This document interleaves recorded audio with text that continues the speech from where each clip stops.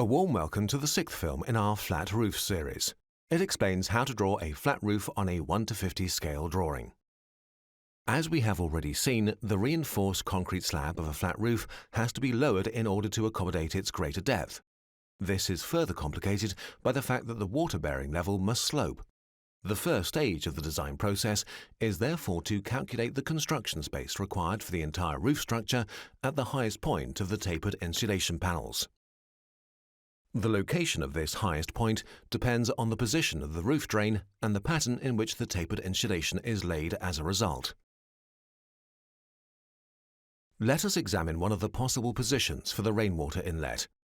If it's placed in the center of the terrace, the distances between drain inlet and upstand are relatively short and the highest point of the tapered insulation is reasonable. However, the interior downpipe would have to be insulated and would be visible in the middle of the room built into the slope.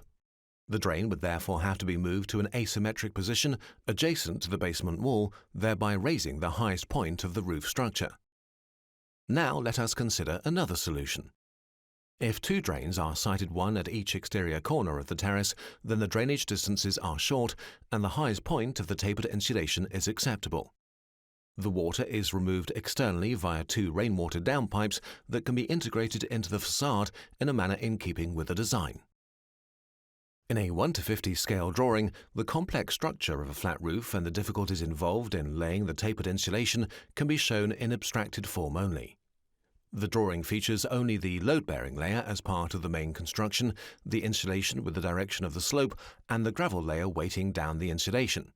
Thin layers such as the vapor barrier and waterproof membrane are not shown. The materials used for the layers that are shown are indicated by hatching. The heights of the top and bottom of the concrete slab and the upper edge of the terrace floor are also indicated. Now you have all the basic information needed to design and draw both pitched and flat roofs. Summary. The first stage in the design of a flat roof is to decide on the position of the drains. From this, it's possible to calculate the highest point of the tapered insulation. This datum tells you the amount by which the concrete roof slab must be lowered and so helps you determine the amount of construction space required to accommodate the entire roof structure. Our next series of films deals with the topic of stairs. We hope you will be able to join us.